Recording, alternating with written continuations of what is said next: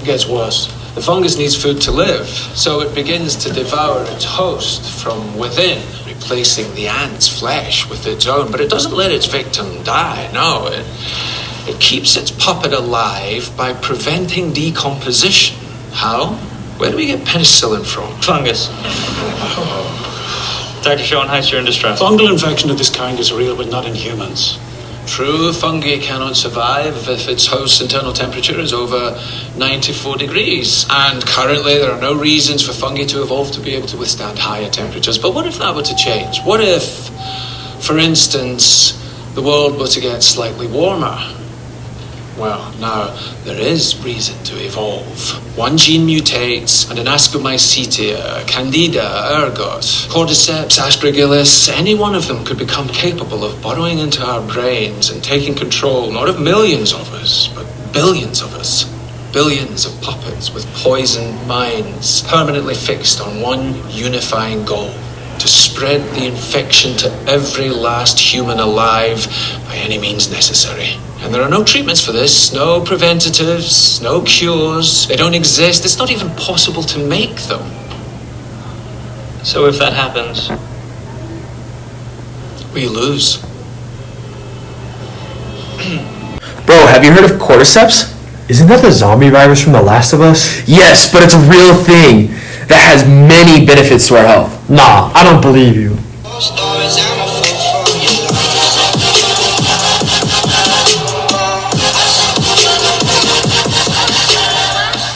Hello, my name is Philip Harold and this is Nick Lowry. Today, join us as we delve deep into the world of cordyceps, a fascinating supplement with a rich history and intriguing health claims. We'll cover everything from its detailed description to its journey to the global market, and finally, we'll explore the health claims surrounding cordyceps and investigate any potential drawbacks.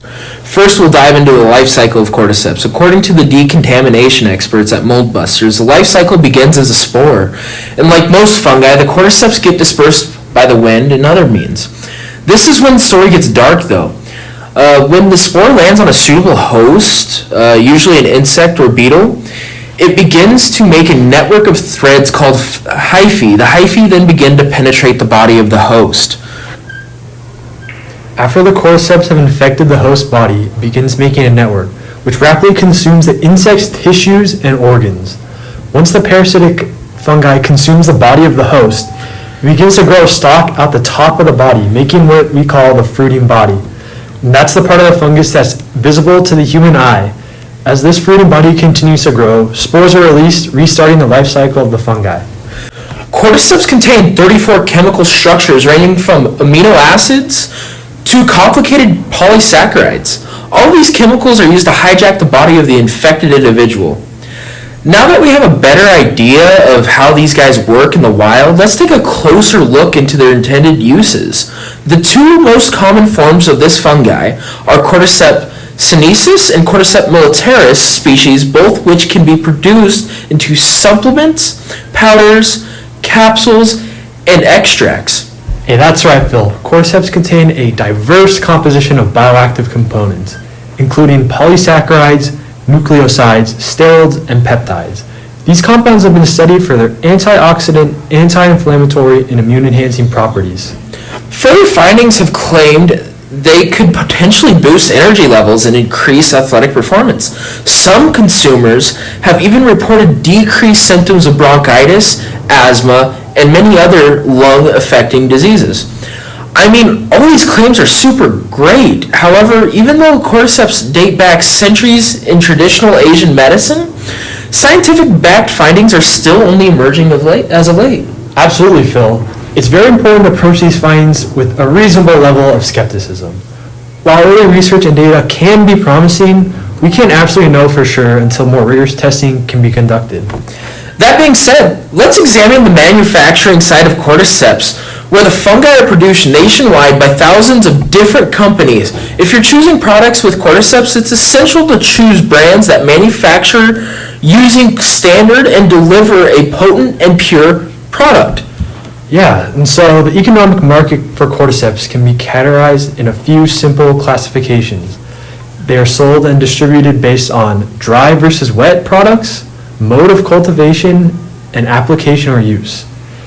The market for this product has grown from $1.12 billion in 2023 to $1.23 billion in 2024, marking an annual growth rate of 9.8%. The implication of cordyceps and other personal hygiene products has also been identified as a potential growth factor for the product. However, we were not able to find any specific manufacturing details. We resorted to WikiHow for some insight on how to grow some at home. Step one is pretty simple. You have to buy your own cordyceps spores online. You can find them on Amazon and many other websites. Step two is to get 50 grams of your favorite or non-favorite rice, and then put that into a mason jar. And then after that, you put 60 milliliters of distilled water into the same jar. Step four is to sterilize the substrate, make sure there's no microbes that will kill off the fungi, and that is by putting all the substrate that you just put into the mason jar into a pan and then baking it at 250 degrees Fahrenheit.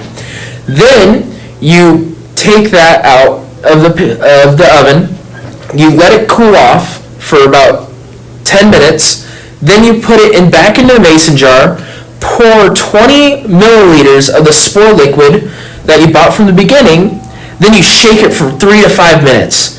After that, you insert insects that you've found in your yard, anywhere, and the cordyceps will soon be taking over their bodies.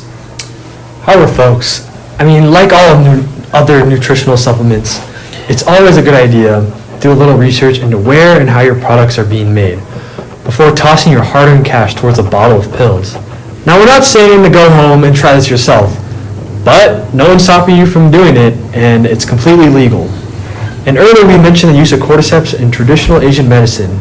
Let's speak on that in a little more detail.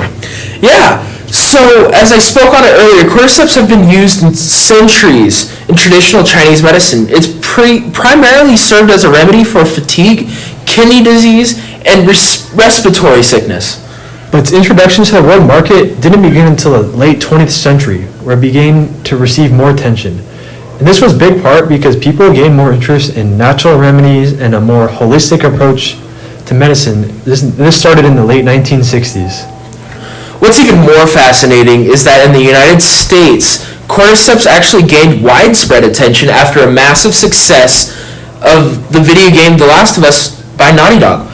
The game portrays a grim apocalyptic world ravaged by an evolved species of cordyceps capable of infecting humans rather than insects, essentially creating zombies hell-bent on infecting other living hosts. And just to give you guys an idea of just how massive this game was, between the original game and the sequel, over 40 million copies were sold nationwide. And not only that, but in 2023, a hit HBO TV adaptation was made, which pulled in over 8 million views across all platforms. Okay, so now that we know the pop culture in Hollywood, how that played into the market growth for cordyceps, but you gotta remember to separate fact from fiction, leave any speculation to further scientific research. Absolutely, Phil. And we can't overlook its significance in Tibetan culture, where it's known as Yartsa Gunbu, or summergrass winter worm. It's revered as a potent tonic for overall health and wellness, with legends attributing it with miraculous powers in rejuvenation and longevity. While cordyceps have a rich history and foreseen economic growth, we can't forget to look at the big picture with a balanced approach that considers both traditional claims and scientific findings. That's right, Nick. And while these traditional beliefs may seem fantastic to some, there's often a kernel of truth rooted in centuries of empirical observation. It's this blend of ancient wisdom and modern science that makes the cordyceps such a fascinating subject of study. All right, and so taking a closer look in those health claims we spoke on earlier, one of the most prevalent benefits is its potential to improve VO2 max. And for those of you that don't know VO2 max, it's essentially the maximum amount of oxygen your body can successfully move during intense physical activities. Yep, so pretty much some findings have developed into the notion that cordyceps may improve this facet of physical and athletic performance. In addition, it seems to be linked with some sort of cancer prevention.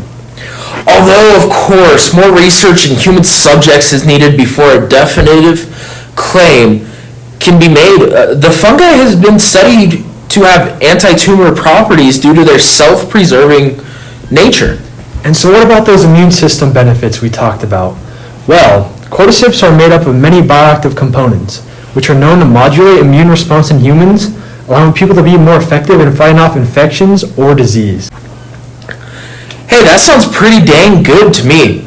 It for sure would make cold and flu season a whole lot more enjoyable. Oh yeah, especially for those demographics more at risk like the elderly and immune-compromised individuals. Right, Nick. And let's not forget about those crazy mental benefits cordyceps users always speak on. Cordyceps has been used as a potential nootropic attracting use for mental focus, clarity, enhanced cognitive function. Once again, only preliminary research has been conducted on this matter, but neuroprotective ability and brain health improvements are very promising. Yep, but it's always important to note that although very promising research has stemmed to the public on the benefits of cordyceps, it's always still so important to note any potential negative health effects. Some people have reported experiencing digestion issues like bloating and even diarrhea. Oh man, yeah, it's definitely always a good idea while taking any dietary supplement to consult your healthcare expert to see if you are in the clear to take something like this, especially with cordyceps, as it may interfere with other medications and even trigger adverse allergic reactions. Absolutely, and we can't forget about sourcing, which we started to touch on earlier.